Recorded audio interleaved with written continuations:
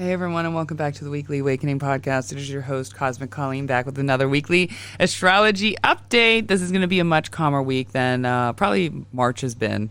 But the rest of April is looking a little crazy too, but a little bit less of feeling lost, like we're swimming and we can't find our way to like the surface to get some air, which is what March felt like. So I want to remind everyone the best way you can support this podcast. I don't ask for money. I'm fully self-supporting with my own hair. You know, I'm a hairstylist and I've been supporting this podcast myself for the last 4 years. I don't do Patreon. I don't do anything. So the best way I ask for help for this podcast is to put this out there. Share about it on social media. Comment on my stuff on social media.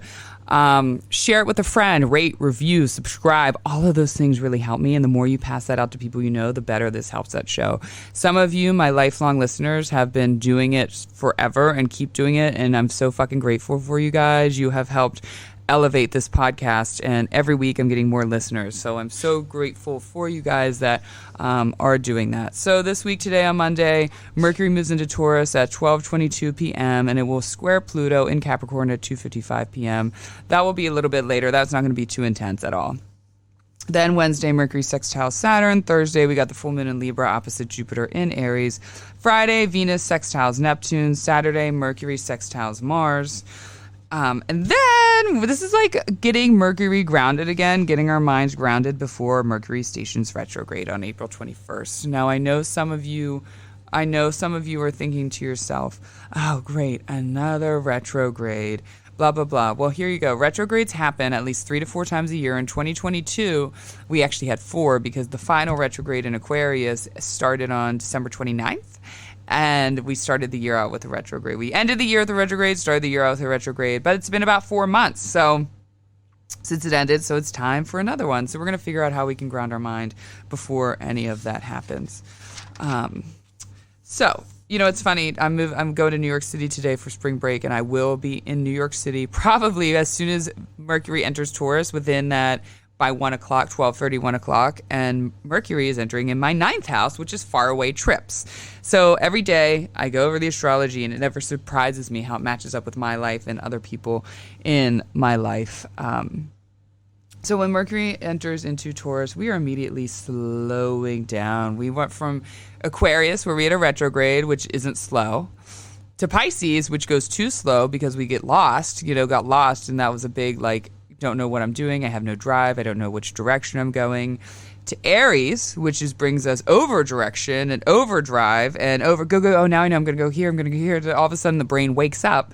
To now Taurus, where the brain is relaxing a little bit. The brain is coming to a happy medium and it's grounding itself with energy. It's grounding itself with energy. So you're not too low. You're not too high.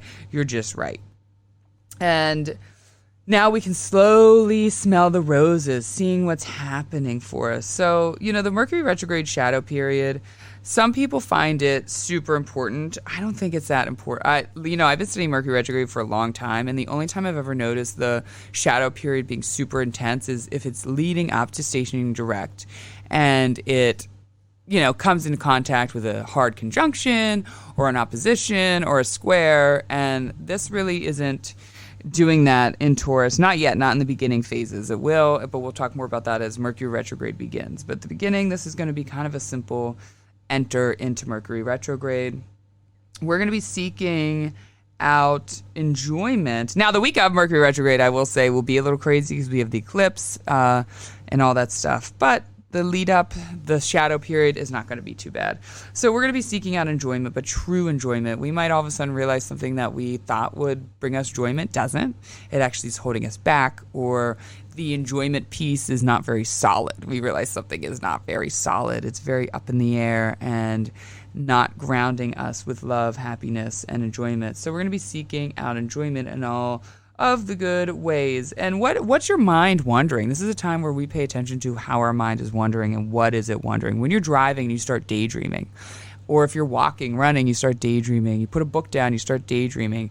Where does your mind wander to, first of all? And I wouldn't be surprised if it starts to wander to taking a trip, with yourself, it's going to go to all those Venusian things. Your mind's going to wander to Venusian things. I need to go on a trip with a friend, with a lover, with kids, by myself. To color your hair. Now, I would wait if you're like blonde and your hair's down to your butt and you said, I want to cut it into a pixie cut and make it blue. I would not do that while Mercury retrogrades in Taurus. I would wait till after, if you have that idea, till after retrograde. However, in these next couple weeks, you might just want to take care of your hair, not do something too crazy, but I'm saying, you know what? Be like, I haven't gotten highlights and a haircut in 6 months. It's time for me to take care of myself. Well, hit me up. I got you, girl. But things like that. Again, I would wait if it's something real extreme you want to do with your hair you haven't done yet. I would wait till after Mercury retrograde, even the shadow period. However, this is a good time to actually just apply maintenance to your hair. Take care of your hair. Do something you normally do, but you love. Or even if it's not something you normally do, something that's not so far off of what you naturally like, I would suggest. But if you want to cut it all off and make it purple, definitely wait until it's out of retrograde, and then Mercury moves into Gemini, so you'll be wanting to cut it all off. Starting a physical practice, like a yoga practice, but I'm saying not just like yoga where those intense ones, like the hot one or the bulldog yoga where you have to lift and stuff, like goat yoga or like a cat yoga or some sort of soft shit like that where your soul needs to ground itself and also be soft. And dinner with friends, seeking these lighthearted material things that actually bring you really depth within the emotions, within the grounded energy of the connection of what making you happy is, This is also a grand time for grounding. My favorite thing is going for a hike in the mountains, in the woods. That's always my number one. No one is around you. Make sure you bring your cell phone or your north, south, east, or west. Don't go too far out. I go pretty far into the woods, but believe it or not, I'm good in the woods. I grew up in the woods, and I have quite like a nose for knowing which direction I'm in. It's kind of weird, but going for a hike, because when you're in there and you're undisturbed, the trees, the ground, the energy of everything is around you, and you are able to be in that energy. And the trees aren't disturbed by cars, by houses, by all of those things. The trees aren't disturbed by that, so you can go in and feel the grounding. That's one of my favorites. Laying down in the yard and imagining that your heart chakra, your heart is going down, down, down to the ground. I like the green is the heart chakra, but you can also do clear and imagine your heart. You're laying on the ground and it's seeping to the middle of the earth and it's connecting to the source of Earth. Whatever the fuck is in the middle of this planet, that is what it's connecting to. And imagine yourself. You can use some guided meditation music, some guided music there. And we're going to ground our heart chakra. You can even do with the mind chakra, with the inner earth, with planet Earth in the middle. Making crafts, that can be very grounding for some people, and that can be very grounding with Mercury and Taurus. That can bring you a lot of calmness to your mind. Making some sort of crafts, or committing to an art project, or even committing to like this sounds very like an arty grounding thing, is like, I'm going to go do a clay pottery class and I'm going to commit to it for the next 2 months and sit there and make. Do you get what I'm saying? Very artsy, craftsy, things like that will ground your energy in Taurus. And that's what we need to do. We need to ground ourselves before Mercury retrograde begins. We need to ground ourselves, calm ourselves, and see what is happening. Now, and each pattern, each placement, each transit, that's the right word, that Mercury's doing this week. We have it moving into Taurus, and then it squares Pluto, and then it sextiles Mars. It's all gearing up for that. Oh, and it sextiles Saturn, I forgot. So there's a lot of so the two malefics, it's sextiling, so it's getting support. Mercury and what we're doing with this grounded energy is getting support with Mars and Saturn. It's backing it up. Now, the square with Pluto is going to be really fast. You might not see it at all. It might just be like a quick tiff with a family, or I'm going to New York City with my kids and my brother, and so this afternoon we might have we won't, but I'm saying if we did, it would be something, I don't want to go to that restaurant. No, I do. I can't believe you're making me go to that restaurant. Why are you acting like mom? And then get over it. You know what I mean? Something like that. It's going to be really quick. It won't be really a heavy duty thing.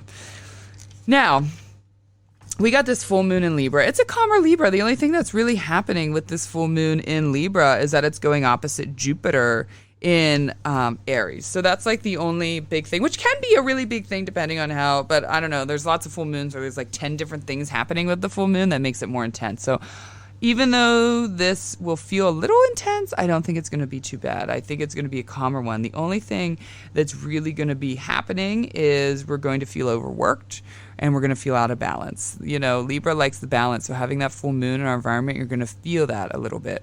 It can also come around where if you've been out of balance and you finally got yourself in, where this moon makes you like, oh, finally, all the right pieces are in place. However, I actually think it's going to be more of, what do I need to do? What do I need to let go of so my life's not so crazy? I can't handle the way I'm going right now. There's just too much happening. So again, the end of this week are going to be feel very overwhelmed. Like you might have to work full time and have 2 kids and have a paper due, and then your boss needs you to tell this and someone tells you that. So there might be that like accumulation of like, I can't take this anymore. I can't have all this work. I can't have all this pressure. I need to balance out my life or I'm going to jump off a bridge. Do you know what I mean? Like, you know what I mean? Don't actually jump off a bridge, but feeling like that, feeling just very overworked and you need immediate balance. Like I can't do this anymore. I need the immediate balance. And feeling like that go is finally catching up to you. You might have been on the go and onto the next, and to the next, and the next, and it's finally catching up on you and your body feels exhausted, your mind feels exhausted, and you don't want to do it anymore. We can have a general feeling of just being rushed that day, just feeling rushed around over and over again. We're going to be a little sensitive to it with having the moon in Libra, a little more sensitive, again, to our environment. So there's really going to be feeling overworked in our emotions, trying to seek balance, as well as how can we balance out our environment. Something might feel out of whack, out of balance, that's really keeping us from being grounded. How can we be grounded if we're always on the go and we don't even pay attention to grounded energy? The day will just kind of feel rushed, I feel like, in general. And when we just encounter things throughout our day, and then they're also like, you're going to start seeing what's out of balance and the hows and the whys of it. Like I said, you know, now it's going to be right in your face what needs balanced out, and you cannot deny it anymore. And you're going to figure out the how, the what, and reflect. There could be some overwhelming sadness about relationships or lost relationships that didn't work out, and reflection on that. Why didn't it work out? And most of the time when we get down, you know, to our heart, to our soul, we know why. It wasn't good for us in some way, or it wasn't going to work out. We weren't good for each other or something, whatever that is. But that doesn't mean it doesn't make it any less sad. It's still sad. And we're just going to be feeling that, and just sit and feel it, and it will go away. You won't die from your emotions. Just sit through them. They will pass. They will come and they will go. They will come and they will go.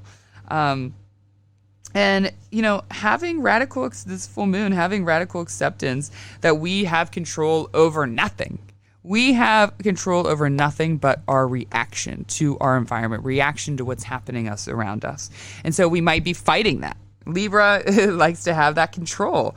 So, and Aries likes to be out of control. So it might just be like, oh my God, I have to accept that I cannot change that person. I cannot change that thing. I have zero control over what is happening. I cannot change any of this. So radical acceptance that we have control over nothing is we don't. So how can we change, right, ourselves to change whatever's happening around us, because we're not going to be able to change anyone else but ourselves and how our reaction is. So that's really the theme of this week, groundedness, as well as seeing how your life is overworked and then creating more groundedness out of that. And because we're going to need it for these next couple weeks, honestly, the groundedness. We need it from March, and now we're going to need it for the next couple weeks. So figure out this week. I know it's beautiful in Philadelphia here. The sun is out. Plants, flowers, trees are starting to bloom. Grass is starting to bloom. So how can you make it purposeful every day today to ground yourself? Every day this week to ground yourself. It doesn't have to be so major where every day you're in the woods, though I would suggest at least one big thing. It could be as simple as when the sun is shining in a window or at a door, laying down and putting your crystal, you know, on your third eye chakra or around your body, the heart chakra, and allowing that sun to flow through you. Ground yourself. Look up, I gave you like 6 different ways to ground yourself, 6 different ways to find enjoyment. So figure that out, but take take the chance and invest in yourself. That's really too with Mercury and Taurus, is investing in yourself, because you deserve that. Invest in yourself with this, and invest in your mind, body, and soul. It will pay off. All right, I'm off to New York City, like I said. I think I told you guys we're going to with my brother and my niece. I haven't seen my brother in 7 years. We're reconnecting, and he lives in LA, and my niece, and it's been amazing to be with her and them, and we'll never go this long ever again without any of this connection. He's my big brother. He's 8 years older. We're best friends my whole life, obsessed with him. And then after our father passed away and he was living in LA full time and got married, and we just sort of like grew apart a little bit, and there was definitely some resentment, some things like that, and now we're coming back together, which is funny. Last week I talked about Saturn and Pisces trining Mars and Cancer, and it was like coming back together with family, and it's been glorious since he's been here, and I'm excited to go to the city and schlep around New York City, which my mom grew up in New York City, so even though as a country girl, it's a little side story about me, and then we'll end this episode. All the astrology of the week is done. We would take a bus trip. I grew up in Western PA for about 6 hours to New York City every year. And we would go stay in the city for a weekend. And sometimes we'd go there to see some relatives as well. And I would always be with my brother. You know, he's 8 years older. And he would take me to do all kinds of crazy things. And he's in the film industry. And so always obsessed with like movies and plays and films and everything. And we were just laughing about this story. So I must have been 11 or 12. I love sharing this story. And he took me to see the remastered version of 2001 Space Odyssey. If you've never seen it, it's the world's most boring fucking movie you could ever imagine in your life. And imagine being an 11-year-old trying to watch that. And I was like, again, 11 or 12. I was like 6th grade, I think, 5th or 6th grade. And we go to like the 9 o'clock showing at night. And my mom's out with my aunts. They're out drinking. And he's supposed to be in charge of watching me. And I was so annoyed. I just remember annoyed. I was so mad. I was like, Ryan, this is the most boring movie I have ever watched. I do not want to sit here. I don't want to sit here. I think I gave it an hour, and we're fighting the whole time. And he's like, damn it, Colleen, whatever. And I said, give me the key. He's like, here. And I said, I'm walking home. I'm walking back to the hotel. He's like, go ahead, walk back. And I just left. And we were laughing. He's like, I can't believe you just left. I left at 11, 12 years old, left and walked 5 blocks in New York City. It was probably 10 o'clock at night by myself back to the hotel room. He got in trouble when my mom got home that night. But I still laugh about that story because I was like, if you know me, I was like, I'm not staying here and I'm not doing this. And I walked home all by myself, was not scared at all. We have so many memories of that. And it's been, I think since the last time we've all been together, it's been in New York, my brother and I in New York City. Oh God, I mean, maybe I was 15. I think, did he go? Maybe when I was 19, he was with us when we went then. But it's fun to schlep around, you know, from that memory 25 years ago to now with our children, which is a cool experience. So that's just a little bit about my life. I'm ending this episode. I'll be back next week with more. I hope everyone has a happy Easter, Passover, spring break, regular break, whatever the fuck you guys are breaking on. I hope it's amazing, and I hope you find all the grounded energy I've been talking about, and I love you guys so much. Thank you. Have a beautiful day.